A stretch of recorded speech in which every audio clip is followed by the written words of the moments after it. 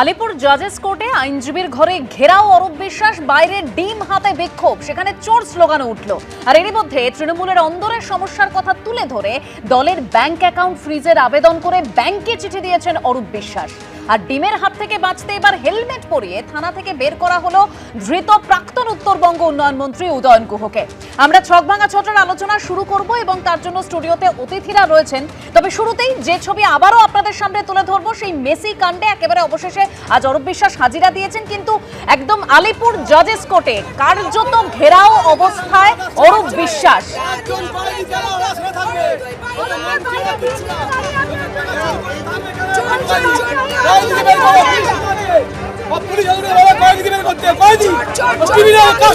অরূপ বিশ্বাস তিনি হচ্ছেন আইনজীবীর যে চেম্বার, সেই আইনজীবীর চেম্বারে অরূপ বিশ্বাস বসে রয়েছে। বাইরে অনেকেই অপেক্ষা করে রয়েছেন। একেবারে বিশ্বকাপে মেসি কোনোদিনই হ্যাটট্রিক নেই, অরূপ দাস স্পর্শ পেয়েই কিন্তু মেসির দুর্দান্ত খেলা খুলে গেছে এবং তাই মেসির হ্যাটট্রিককে আমরা কনগ্রেচুলেশন জানাচ্ছি এবং সবাই মিলে বলতে চাই মেসি মেসি। আমরা কিছু করবো না, আপনাকে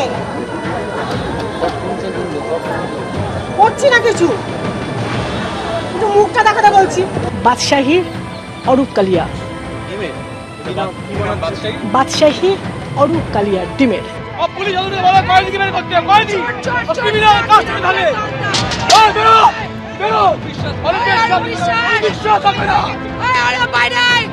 মুখ লুকিয়েছে এখন অরূপ, আদালতে এসে মুখ লুকিয়েছে।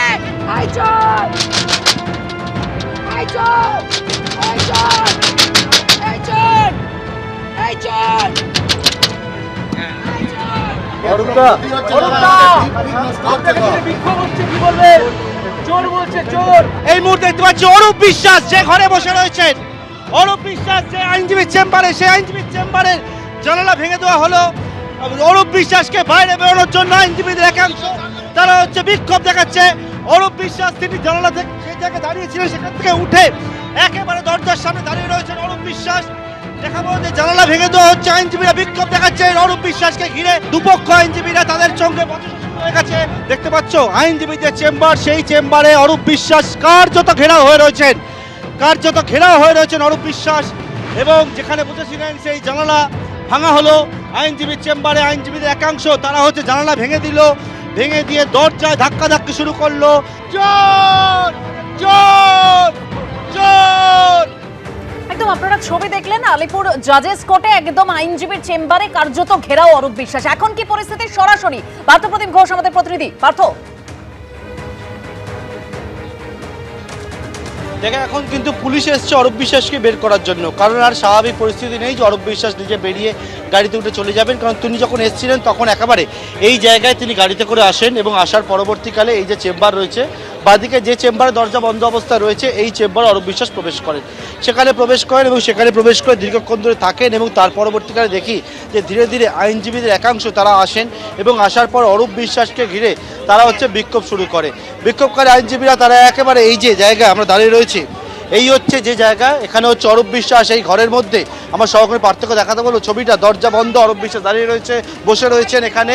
এবং বাইরে যারা যারা বিক্ষোভ দেখাচ্ছিল তারা এখানে দাঁড়িয়ে রয়েছেন এবং আপনারা এখানে দাঁড়িয়ে রয়েছেন একদিকে, অন্যদিকে অরূপ বিশ্বাস ঘরে মুখ লুকাচ্ছে। ওখানে মানে নিচে কোনো কাপড় টাপড় পায় কিনা, ঘোমটার আড়ালে নিজেকে এখন লুকিয়ে নিজেকে ভাবছে কতক্ষণ রক্ষা করা যায়। বাইরে যে ডিম থেরাপি চলছে। এই মুহূর্তে দেখাবো পুলিশ এসছে অরূপ বিশ্বাসকে উদ্ধার করার জন্য, বাইরে পুলিশের টিম তারা রয়েছেন এবং থেকে অরূপ বিশ্বাস এই চেম্বারের মধ্যে রয়েছেন, আইনজীবীর যে সেরেস্তা বা চেম্বার সেখানে রয়েছেন।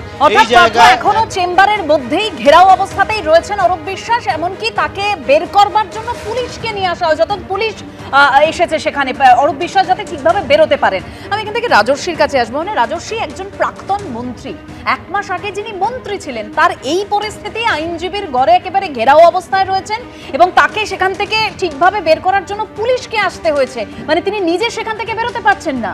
শুধু তো অরূপ বিশ্বাস নন রাজর্ষি, প্রাক্তন নেতা, মন্ত্রী, বিধায়ক, কাউন্সিলর, প্রত্যেককে দেখে মানুষের এই ক্ষোভ একেবারে আছড়ে পড়ছে। তারা তো জনপ্রতিনিধি, সাধারণ মানুষের জন্য কাজ করবেন। কি পরিমাণ দুর্নীতি করেছে তাই আজকে এই পরিস্থিতি। শুধু দুর্নীতির প্রসঙ্গ কেন, আজকে যখন বিভিন্ন তৃণমূলের মুখপাত্ররা এসে বলছে এটা কি ঠিক হচ্ছে, এটা কি গণতন্ত্র, আজকে তো সাধারণ জনতা ডিম ছুটছে এবং পুলিশকে তাদেরকে প্রোটেকশন দিতে হচ্ছে।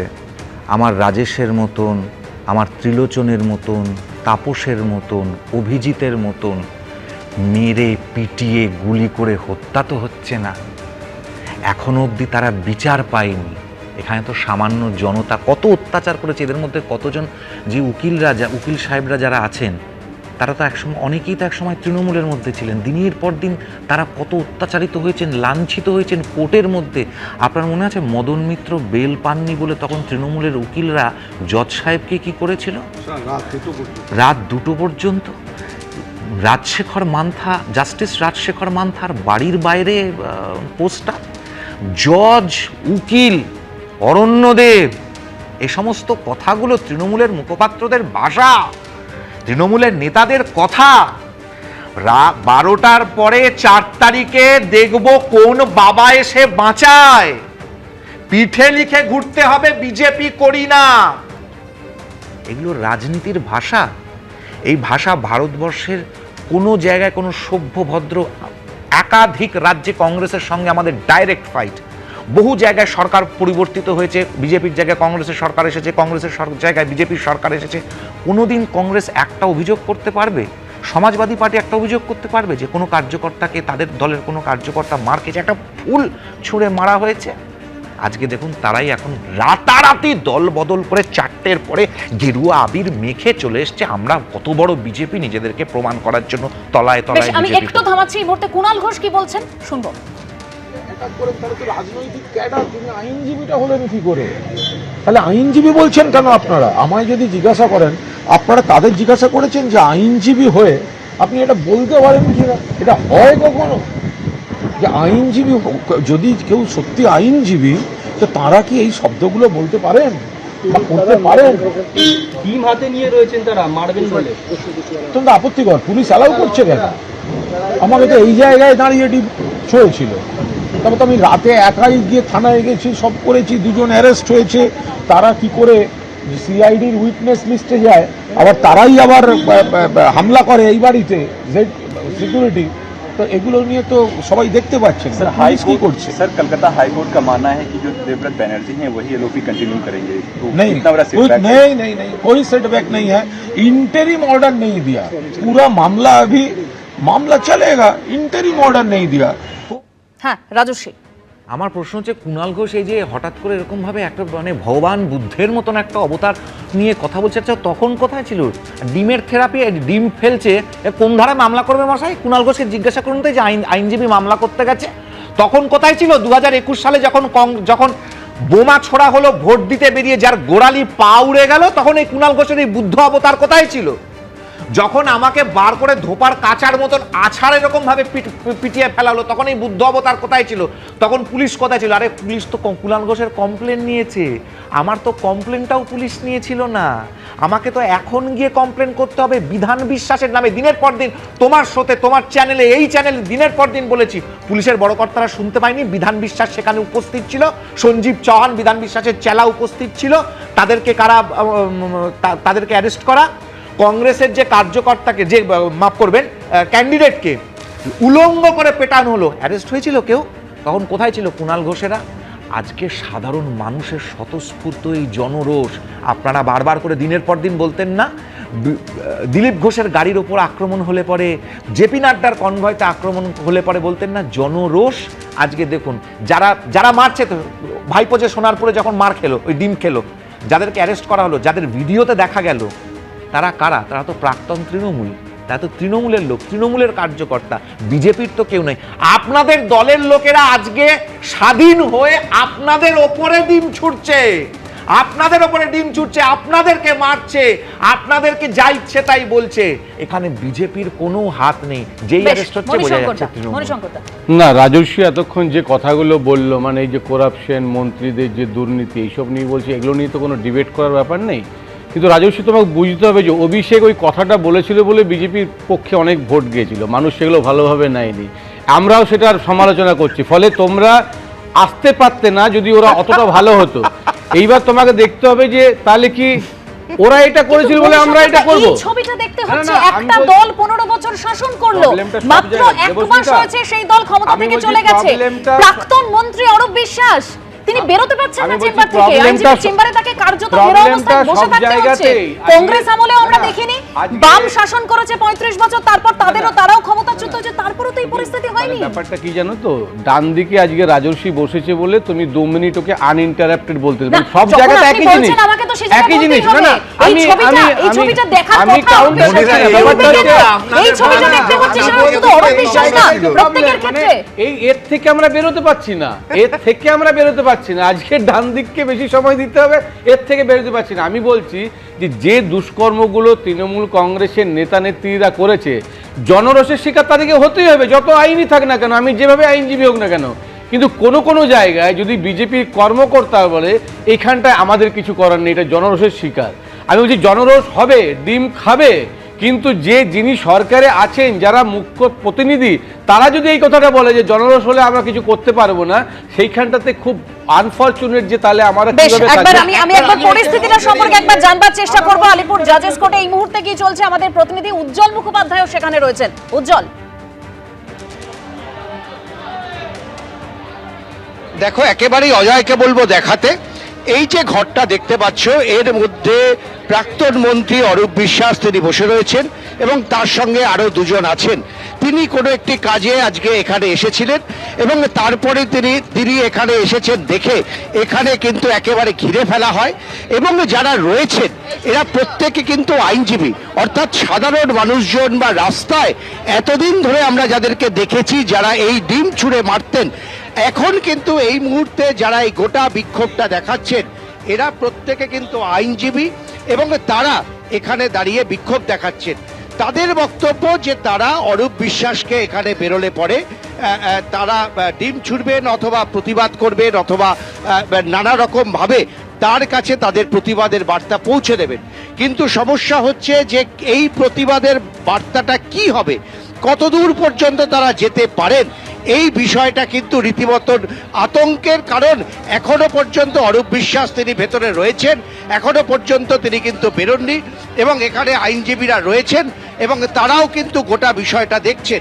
আমরা যেটা বুঝতে পারছি যে আইনজীবীদের মধ্যে পুলিশ এসেছে, পুলিশ তাদেরকে বের করার চেষ্টা একদম নিশ্চিতভাবে উজ্জ্বল, করছে। পুলিশ প্রোটেকশন দিয়ে অরূপ বিশ্বাসকে সেখান থেকে বার করে নিয়ে যাওয়া হতে পারে। সেখানে আইনজীবীরা এখনো রয়েছেন, বিক্ষোভ দেখাচ্ছেন তারা।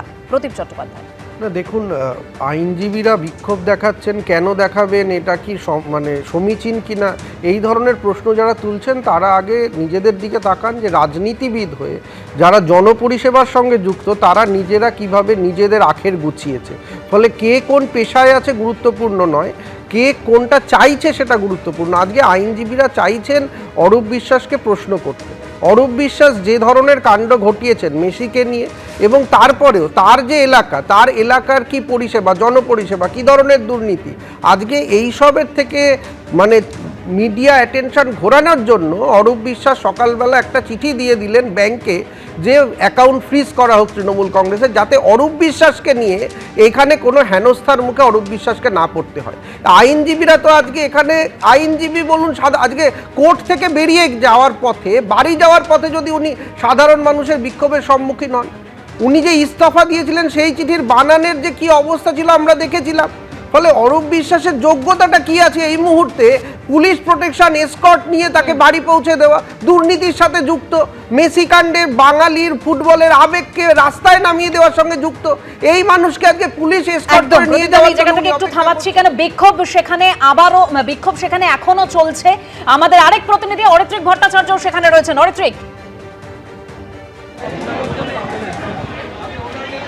দেখো, এই মুহূর্তে যে পরিস্থিতি আমরা দেখতে পাচ্ছি, তুমি দেখতেই পাচ্ছ ফ্রেমে যে এখনও পর্যন্ত অরূপ বিশ্বাস এই চেম্বারের মধ্যেই বসে আছেন। তিনি পেছন দিক ফিরে বসে আছেন।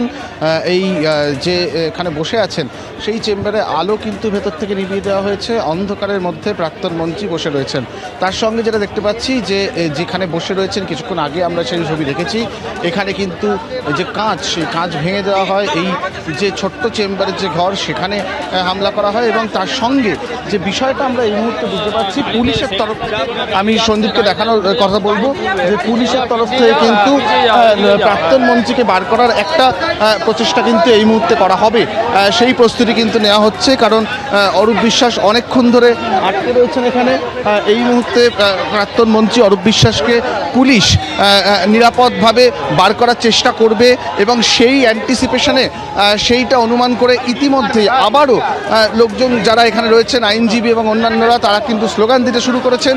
এবার এটাই দেখার যে বিক্ষোভের মুখে অরূপ বিশ্বাস গত কয়েক ঘন্টা ধরে পড়ে রয়েছেন, বেশ কিছুটা সময় ধরে পড়ে রয়েছেন, সেই বিক্ষোভকে সরিয়ে এখান থেকে প্রাক্তন মন্ত্রীকে পুলিশ বার করতে পারে কিনা। আমরা যেটা দেখতে পাচ্ছি এই মুহূর্তে যে একমাত্র দরজা রয়েছে এই চেম্বার থেকে বেরোনোর, সেই চেম্বারের দরজা কিন্তু পুলিশ প্রায় ঘিরে ফেলেছেন।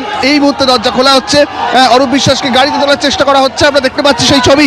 অরূপ বিশ্বাসকে তার মধ্যেই কিন্তু ডিম ছোড়ার চেষ্টা করা হচ্ছে, আমরা দেখতে পাচ্ছি।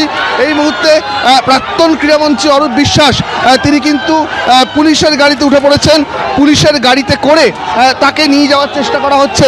এবং সন্দীপকে বলবো এদিকে আসছে যে বিশ্বাসকে ঘিরে অরূপ বিশ্বাসের যে গাড়ি, সেই গাড়ি ঘিরে করে বিক্ষোভ চলছে এবং আইনজীবীরা তারা হচ্ছেন এখানে এসছেন, এসে ঘিরে আইনজীবীরা ছুটছেন পুলিশের গাড়িতে করে। কোন রকমে অরূপ বিশ্বাসকে যে জজ কোর্ট, সেই জজ কোর্ট থেকে বাইরে বের করে নিয়ে গেল পুলিশের গাড়িতে তুলে, পুলিশের যে জিপ ভ্যান রয়েছে তাতে তুলে অরূপ বিশ্বাসকে বাইরে বার করা হলো। এই মুহূর্তে দেখতে পাচ্ছি কোনো রকমে এখান থেকে নিয়ে রওনা হলেন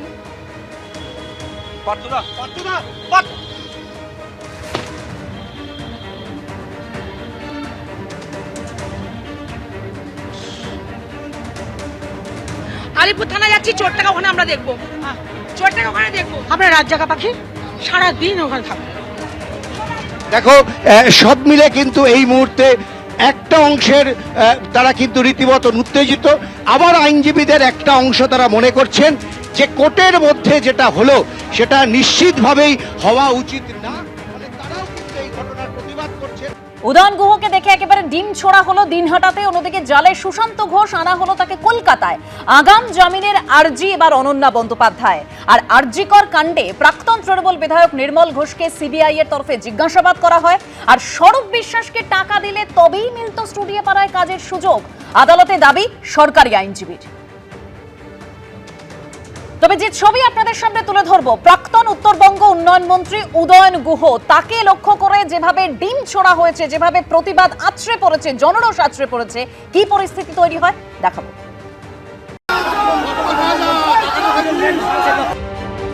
দিনহাটা থানা থেকে দিনহাটা মহকুমা আদালত প্রায় 500 মিটার রাস্তা। বৃহস্পতিবার কার্যত গোটা রাস্তাটাতেই ধৃত প্রাক্তন মন্ত্রী ও দিনহাটার প্রাক্তন তৃণমূল বিধায়ক উদয়ন গুহকে লক্ষ্য করে ছোড়া হলো ডিম। একসময় তাকে হেলমেটও পরানো হলো, তারপরও উড়ে এলো ডিম। বুধবার কলকাতার ফুলবাগানের বাড়ি থেকে উদয়ন গুহকে গ্রেপ্তার করে কোচবিহার পুলিশ। বৃহস্পতিবার তাকে নিয়ে যাওয়া হয় দিনহাটায়।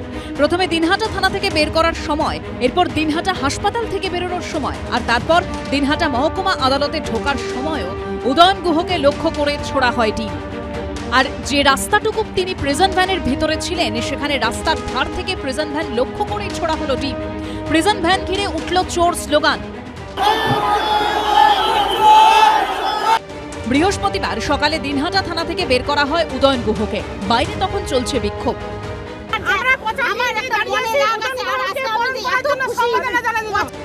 পরিস্থিতি আঁচ করতে পেরে আগেভাগেই তৈরি ছিল পুলিশ। থানা থেকে বের করে নিয়ে যাওয়ার সময় হেলমেট পরিয়ে বের করা হয় উদয়ন গুহকে। প্রিজন ভ্যানে তুলে নিয়ে যাওয়া হয় মেডিকেল টেস্টের জন্য। এরপর সেখান থেকে দিনহাটা মহকুমা আদালতে নিয়ে যাওয়া হলে সেখানেও তৈরি হয় উত্তেজনা।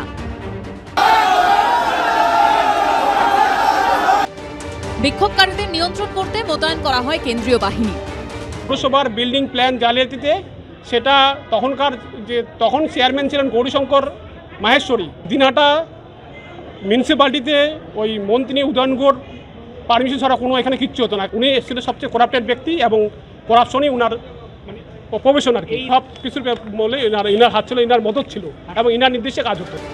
পুলিশ সূত্রে দাবি, প্রাক্তন উত্তরবঙ্গ উন্নয়ন মন্ত্রীর বিরুদ্ধে আবাস যোজনার ঘর দেওয়ার নামে কাটমানি নেবার অভিযোগ রয়েছে।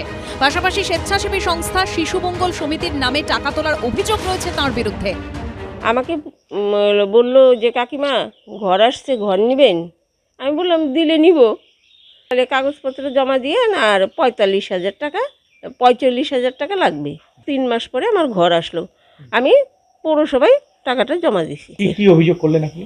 আমি বললাম যে আমি পৌরসভার ঘর পাইছি, আমার 45,000 টাকাটা রিটার্ন পাইলে আমি ভালো, আমার সুবিধা হয়, আমি গরিব মানুষ। এদিন আদালত থেকে ফের দিনহাটা থানায় নিয়ে যাওয়া হয় উদয়ন গুহকে। শুভেন্দু ভট্টাচার্যর রিপোর্ট, এবিপি আনন্দ, কোচবিহার। পুলিশের দাবি, উদয়ন গুহকে প্রতারণা, অপরাধমূলক বিশ্বাসভঙ্গ, অপরাধমূলক ষড়যন্ত্রের মামলায় গ্রেপ্তার করা হয়েছে। অরিন্দম বাবু, একের পর এক অভিযোগে উদয়ন গুহর বিরুদ্ধে, যেরকম আবাস যোজনার ঘর দেওয়ার নামে কাটমানি নেওয়ার অভিযোগ, তার পাশাপাশি স্বেচ্ছাসেবী সংস্থা শিশু মঙ্গল সমিতির নামে টাকা তোলার অভিযোগ রয়েছে তার বিরুদ্ধে। এত অভিযোগ, এত দুর্নীতি। দেখুন, এই যে দিনহাটা থানাটা দেখাচ্ছে না, আমার মানে হৃদয়টা কেঁপে উঠছে। আমি এই থানার বড়বাবু ছিলাম। আপনাদের বোধহয় মনে আছে যে যখন নাকি রেজাল্ট বের হয়, এই উদয়ন গুহকে এই আমাদের কেন্দ্রীয় বাহিনী তাকে রাত্রেবেলা বোরখা পরিয়ে তার ছেলের বউ, তার ওয়াইফকে নিয়ে দিনহাটা বসিয়ে রেখেছিল, ওখান থেকে জীবন রক্ষার জন্য অন্য জায়গায় পাঠিয়ে দিয়েছে। আপনাদের মনে রাখতে হবে, আপনারা যে এই সমস্ত দুর্নীতি কথা বলছেন, ওর এগেনস্টে কেন এখন পর্যন্ত খুন কেস আর মার্ডার কেস স্টার্ট করা হচ্ছে না? আমি আপনাকে একটা কথা বলছি, শুনুন। 2021 সালের শীতলকুচিতে যে 4 জন সিআরপিএফ কেন্দ্রীয় বাহিনী মারা হয়েছিল, আসল ঘটনাটা কজন জানে? যে ওখানে আমি জানি মৃণাল হক বলে 15 বছর একটা বাচ্চা ছেলে যখন ভোট দিতে যায়, ওখানে নার্ভাস হয়ে পড়ে যায়, কেন্দ্রীয় বাহিনী তাকে উদ্ধার করে হসপিটালে যখন নিয়ে যাচ্ছে, সেটা রটিয়ে দেয় এই উদয়ন গুহর লোকেরা। যে ওখানে কেন্দ্রীয় বাহিনী আজকে মার্সিলেসলি পেটাচ্ছে এবং ফাইন্ডিং নো আদার অল্টারনেট, আজকে কেন্দ্রীয় বাহিনীর রাইফেল নিয়ে টানাটানি করছে, তাদের মেরে দিচ্ছে। রাইট অফ প্রাইভেট ডিফেন্সের জন্য আজকে যখন গুলি করে মারা গেছে, কিন্তু দেখুন আজকে he is the root of all evils. এই যে 2021-এর পরে আরো একটা ম্যাডাম আপনাকে বলে দিচ্ছি, আপনার ধরার দর্শকবৃন্দ আছে, শুনে নিন এই উদয়ন গুহর ক্যারেক্টার আমি বলে দিচ্ছি। 2021 সালে 3 থেকে 3,500 আজকে রাজবংশী সম্প্রদায় থেকে অসহায় মানুষগুলো আসামে গিয়ে শেল্টার নিয়েছিল। 3.5 মাস ওখানে পড়ে আছে। ওখানকার আসামের গভর্নর এসছেন, কিন্তু আমাদের এই তখনকার দিনের সরকারে কেউ একজন দেখা করতে যায়নি। আমি আজকে এই কথাটা কেন বলছি? ওই আসাম থেকে যখন 3,500-এর মতন ব্যাক করে, তাদের মধ্যে 2 জন ছেলে যখন নাকি আজকে ওই দিনহাটায় ফেরে, সেই দিনই তাকে হত্যা করে দিয়েছে under the guidance and instigation of Uday Guha. কেন আজকে পর্যন্ত এখনো মার্ডারকে স্টার্ট করা হচ্ছে না? আমি আপনাকে শেষ করছি একটা কথা বলে, আপনি মনে রাখবেন নাগরাকাটাতে যখন নাকি এমপি অ্যাসল্ট হয়, ডেটটা বলেছি 2025 অক্টোবর মাস, একজন এমপি যখন অ্যাসল্ট হয়, একজন শঙ্কর ঘোষ বলে এমএলএ যখন অ্যাসল্ট হয়, আপনি জানেন এই শীতলকুচি এবং সিতাই এবং দিনহাটা থেকে যে সমস্ত ক্রিমিনালরা ছিল, তারা হচ্ছে গিয়ে এই উদয়ন গুহ পাঠিয়েছিল। আচ্ছা, এইটার বিরুদ্ধে পর্যন্ত আজকে তদন্ত হচ্ছে, সিবিআইকে তদন্ত করার কথা বলা হচ্ছে, এখনো দেওয়া হয়নি। কিন্তু আমি প্রশ্ন হচ্ছে, আপনার দুর্নীতি কথা বলছেন। এই যে আজকে ডিম থেরাপি শুরু হয়েছে, আমরা ছোটবেলায় যখন ক্রিকেট খেলতাম ছুঁড়ে মারতাম বল, কিন্তু উইকেটে গিয়ে লাগতো না। কিন্তু এই ডিম থেরাপি আমি জানি না ওরা প্র্যাকটিস করেছে কিনা, ঠিক দেখুন মাথায় পড়ছে। আজকে তৃণমূল কংগ্রেসের যদি কেউ থাকতো, ডিমের পরিবর্তে বোম পড়তো, গুলি করতো, হত্যা করতো, নারীদের অত্যাচার করতো। আপনি ডিম থেরাপি বলছেন? এরা হচ্ছে কি অনেক এই সমস্ত মানুষগুলো আজকে কিন্তু অনেক ধৈর্যের পরিচয় দিচ্ছে। একদম অরিন্দম বাবু, অত্যাচারের কথা বলছিলেন। সুশান্ত ঘোষ, ধৃত তৃণমূলের প্রাক্তন কাউন্সিলর, তাকে আজকে লালবাজারে নিয়ে আসা হয়। লালবাজার থেকে আলিপুর আদালতে তোলা হয় সুশান্ত ঘোষকে। আর গতকালই আমরা জানি ওড়িশার পুরী থেকে কলকাতা পুলিশের স্পেশাল টাস্ক ফোর্সের হাতে ধরা পড়েন সুশান্ত ঘোষ। নিজের মোবাইল বন্ধ রেখে পরিবারকে মুম্বাই পাঠিয়ে দিয়েছিলেন তৃণমূলের প্রাক্তন কাউন্সিলর। তার বিরুদ্ধে ঠিক কি অভিযোগ শুনুন। ওই চেয়েছিল অনেক, কিন্তু আমি 3 লাখ টাকা দিয়েছি। কত চেয়েছিল? চেয়েছিল 5 লাখ। 3 লাখ টাকা দিয়েছি? আমি 3 লাখ দিয়েছি। কোনো রসিদ বা কোনো কিছু দিয়েছিল? কোনো রসিদ দেয়নি, কোনো দোকান রসিদ দেয়নি। কি কারণে দিতে হবে বলেছে? ওই তার নাহলে এই 5 ফুট দোকানটা পাবো না। কিন্তু ট্যাক্সের খরচাটা সম্পূর্ণ আমাদের, শুধু জায়গা ডুবুর ফ্রি। আর ওই যে এপারে যে দোকানটা দেখছেন 5 ফুটের, এটা আমি 3 লাখ টাকা কিনতে হয়েছে আমার। সুশান্ত ঘোষ আমার কাছে 2.5 লাখ টাকা নিয়েছে এই দোকানের পারপাসে। কিসের দোকান? এই যে এই মাছের দোকান। কেন? ওই না হলে দোকান হবে না, তুলে দিয়ে 2.5 লক্ষ টাকা নিয়েছে আমার কাছ থেকে। 2.5 লক্ষ টাকা। কোনো রসিদ বা কোনো? হ্যাঁ, কিচ্ছু রসিদ দেয়নি। রসিদ কোথায়? কি কারণে দিতে হবে বলেছে? ওই মাছ দোকান ওখানে ছিল, তুলে দিয়েছে, এই টাকা বানিয়ে দিয়েছে, দিয়ে 2.5 লক্ষ টাকা নিয়েছে। 2.5 লক্ষ টাকা আমার কাছ থেকে। গরিব মানুষ আমরা না দিলে হবে না, কিন্তু চলে যাও, জয়নগর চলে যাও, এরকম কথাবার্তা। আমরা গরিব লোক অসহায় পড়ে গেছি, যদি আমাদের টাকা ফেরত দেয় আমরা খুব উপকার পাই।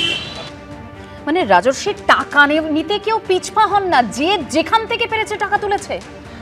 সুস্মিতা, প্রথম কথা হচ্ছে গড়িহাট বাজারে তোমার ক্যামেরাম্যানকে নিয়ে যা, গড়িহাট বাজারে যে মাছওয়ালাগুলো বসে, মার্টিনপাড়া কসবা চত্বর থেকে সমস্ত আসে, ওদের কাছ থেকে কীরকমভাবে এক্সটর্শন করা হয় ওদেরকে জিজ্ঞাসা করো।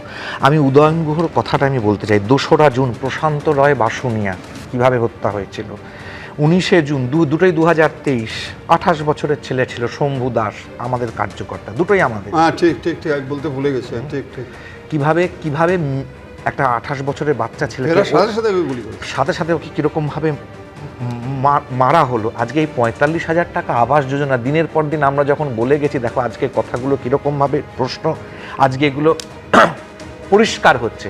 আমার আজকে দাঁড়িয়ে শুধু একটাই বক্তব্য, পুলিশ কিভাবে কিন্তু এই নেতাদেরকে মাথায় হেলমেট পরিয়ে গাড়ির দরজাটাকে একেবারে দরজার কাছে নিয়ে এসে খুলিয়ে কীরকমভাবে প্রোটেকশান দিয়ে নিয়ে যাচ্ছে, কিন্তু আমার অভিজিৎ এই প্রোটেকশানটা পায়নি। কারণ আজকের মুখ্যমন্ত্রীর নাম, আজকের পুলিশ মন্ত্রীর নাম হচ্ছে শুভেন্দু অধিকারী, আর সেদিন ছিলেন মমতা বন্দ্যোপাধ্যায়। তফাৎটা এখানে, তফাৎটা চোখে আঙুল দিয়ে, হ্যাঁ হচ্ছে জনরোষ হচ্ছে, হ্যাঁ আটকানো হয়তো যায় না সব জায়গায়, কিন্তু পুলিশ কিন্তু নিজের কাজটা করছে। পুলিশ কিন্তু ওই টেবিলের তলায় গিয়ে লোকায়নি, পুলিশ ওই বড়বাবুর কোন তৃণমূলের বড়বাবু ফোন করে কি অর্ডার দিয়েছে তার অপেক্ষায় বসে নেই। মুখ্যমন্ত্রীর মতো, মুখ্যমন্ত্রী মমতা বন্দ্যোপাধ্যায়ের মতন ওরকম নবান্নে দুখানা ফ্ল্যাগ পাশে লাগিয়ে উল্টো পাল্টা ভাষায় কথা আজকের মুখ্যমন্ত্রী কিন্তু বলছে না। দেখো মুখ্যমন্ত্রী, পুলিশ মন্ত্রী তার কাজ করছেন, এইটা তফাৎ। এইটা হচ্ছে গভর্নেন্স বলা হয়, এইটাকে বলা হয় রাজধর্ম বলা হয়। রাগ সবার আছে, অনেকের আছে, অনেক কিছু অনেককে হারাতে হয়েছে। তুমি নিশ্চয়ই জানো দিনের পর তৃণমূলের বহু লোককে, আমাদের অনেককে সাহায্য করতে হয়েছে, অনেকে পাবলিকলি বলেও দিয়েছে। আমরাও তো মার খেয়েছি, কিন্তু আমরা চাই না যে মারটা, যে অত্যাচারটা, এই যে এখনও অমাবস্যা পূর্ণিমায় যে কোমরের ব্যথাগুলো টাটিয়ে ওঠে, এই যে মাথার এইখানগুলো যে পেটে গেছিল, এটা অন্য কারুর হোক, এটা আমরা চাই না। আর কোনো মায়ের কোল খালি হোক, এটা আমরা চাই না। এটা আমাদের সহনশীলতা, কারণ শ্রমিক ভট্টাচার্য এবং প্রধানমন্ত্রী এবং অমিত শাহর স্ট্রিক্ট নির্দেশ আছে। যে অমিত শাহকে বলেছিল না কোন বাপ বাঁচায় দেখে নেব, সেই অমিত শাহ আমার গৃহমন্ত্রীর স্ট্রিক্ট নির্দেশিকা আছে যাতে কোনো রকম কোনো পোস্টপোল ভায়োলেন্স, কোনো গণ্ডগোল না হয়। কারণ পশ্চিমবঙ্গকে এই রাজনৈতিক কালচার থেকে বার করে এই জায়গা থেকেই মনিদার কাছে আসতে চাইবো। মণিশঙ্কর, একটা বিষয় নিশ্চয়ই আপনি একমত হবেন, রাজ্যে পালাবদল হয়েছে, পুলিশকে পুলিশের মতো কাজ করতে দেওয়া হচ্ছে বলে আজকে এই মানুষগুলো মুখ খুলছেন, তারা অভিযোগগুলো সামনে আনছেন এবং অভিযোগগুলো শুনেছেন। দোকান দেওয়ার জন্য তারা দোকান দেবে, সেই কারণের জন্য এক একটা থেকে, মানে এক একজনের কাছ থেকে 2.5 থেকে 3 লাখ টাকা নেওয়া হতো। দেখো, তৃণমূল কংগ্রেস যখন ছিল না, ছাত্র পরিষদ থেকে তো আমরা রাজনীতিটা করি, তখনও আমরা যখন দিনের পর দিন দেখতাম বামফ্রন্ট আমলে পুলিশের মার খাচ্ছি, পুলিশ তুমি যতই মারো মাইনে তোমার 112, দিনের পর দিন আমরা বলে এসেছি। 2011 সালে যখন তৃণমূল কংগ্রেস এসেছিল, সেখানে আজকে যারা ডিম থেরাপির কথা বলছে সবাই মমতা ব্যানার্জির সঙ্গে ছিল। আমার মনে হয় রাজস্বীরাও তখন মমতা ব্যানার্জির সঙ্গেই ছিল, যে সিপিএমটাকে হাঁটানোর জন্যে। আমি বলছি যে কিছুদিন তো আমরা এর থেকেও ভালো কাজ দেখেছি। তৃণমূল কংগ্রেস আসার পরেই যে মারতে শুরু করেছে, চুরি করতে শুরু করেছে দেখিনি তো, কিছু হয়তো খুব কম টাইম স্প্যানের মধ্যেই আমরা দুর্নীতিটা শুরু হয়েছে দেখেছি। কিন্তু আমার কথা হচ্ছে যে মমতা ব্যানার্জি যে কষ্ট করে দলটা নিয়ে এসছে, পরবর্তীকালে যারা এই দলের মধ্যে দুর্নীতিগ্রস্ত, এই কমল গুহ ছেলে উদয়ন গুহ, তিনি তৃণমূল কবে করে? আসলে না, আমি বলছি দলে এই যে বেরো জলগুলো ঢুকে গিয়ে এরকম করেছে। আজকে দেখুন যারা যারা এই ঘটনাগুলো ঘটেছে, আমি চাই তাদের উপযুক্ত শাস্তি হোক। দুর্নীতি যারা করেছে, ডিম থেরাপি সবই চাই। আমি শুধু একটাই বলবো, জনরোষও থাকবে। আর একটা কথা বলবো যে যারা যারা এই দুর্নীতিগুলো করেছেন, যাদের নামে কেস হচ্ছে, তারা তো আর কোনোদিন জনপ্রতিনিধি হতে পারবেন না, মানুষ আপনাদের পাশে থাকবেন না। ফলে তারা সোজাসুজি কোর্টে সারেন্ডার করুন, পুরীতে লুকিয়ে না রেখে। কারণ আপনারা জানবেন যে আপনাদের আর কোনো রাজনীতি নেই, কিন্তু মমতা ব্যানার্জি যেখানে হেঁটে যাবে 50টা লোক কিন্তু তার সঙ্গে থাকবে। সেটা হচ্ছে মমতা বন্দ্যোপাধ্যায় কি এনাদের ক্ষমা করছেন, এনাদের শাস্তি দেওয়ার কথা বলছেন? মমতা বন্দ্যোপাধ্যায় বারে বারে বলেছিলেন যে আমি প্রার্থী, সব আসনে আমি প্রার্থী। তাহলে সব আসনে এই ধরনের দুর্নীতির চক্র প্রত্যেকে চালাচ্ছিলেন। অরূপ বিশ্বাস থেকে শুরু করে, অরূপ বিশ্বাস 2019-এ হাওড়া কোর্টে পুলিশ লাঠি চালিয়েছিল আইনজীবীদের ওপরে, কই তখন তো প্রশাসন কিছু নড়ে বসেনি। আজকে আইনজীবীরা বিক্ষোভ দেখাচ্ছে বলে এত কথা হচ্ছে। আজকে উদয়ন গুহ এই পুলিশের থানায় গিয়ে বলেছিল যে ইলেকশনের দিন যে থানার যে আইসি তাকে বেরোতে দেবে না। ফলে আজকে পুলিশ তো তাকে প্রোটেকশন দিচ্ছে। তাহলে পুলিশ, আইনজীবী, এদের ওপরে সাধারণ মানুষ প্রত্যেকের ওপরে যখন অত্যাচার হয়েছে, তখন এই নেতারা এবং তাদের নেত্রী মমতা বন্দ্যোপাধ্যায় তাদের বিরুদ্ধে কি ব্যবস্থা নিয়েছেন? আজকে একটা কথা, এতদিন হয়ে গেছে, একটা কথা মানুষের কাছে ক্ষমা চেয়েছেন যে আমার দলের এই নেতারা এই ধরনের দুর্নীতি করেছে এবং আমার সঙ্গে এর কোনো সংযোগ নেই, এদের সঙ্গে আমি থাকবো না। এদেরকে বহিষ্কার করছে না কেন তৃণমূল কংগ্রেস? কেন এখনো এদেরকে বহিষ্কার করছে না? মানুষের আস্থা নিয়ে গেছে। বাবাকে চোর বলেছে, যে নিজের বাবাকে চোর বলেছে। দেখুন, দুর্নীতি সর্বত্র এবং প্রতিটা দুর্নীতির সঙ্গে তৃণমূলের প্রাক্তন, বর্তমান, প্রাক্তন কাউন্সিলর প্রত্যেকে জড়িত। একের পর এক অভিযোগ সামনে এসেছে। দাও কমিশন, পাও কাজ। টালিগঞ্জে চলতো স্বরূপ সিস্টেম। টালিগঞ্জে কাজ করতে হলে টাকা দিতে হতো স্বরূপ বিশ্বাসকে। স্বরূপ বিশ্বাসকে টাকা দিয়ে স্টুডিও পাড়ায় কাজের সুযোগ পেতেন কলাকুশলীরা। কারা কাজ করবেন, কলাকুশলীদের সেই তালিকা পাঠাতে হতো স্বরূপ বিশ্বাসকে। ধৃত তৃণমূল নেতার বিরুদ্ধে একাধিক অভিযোগ পরিচালকদের, কোর্টে এরকমই জানালো পুলিশ। একের পর এক অভিযোগ পরপর সামনে আসতে শুরু করেছে। আজকে ছকভাঙা ছটার এই আলোচনা এখানেই শেষ করছি।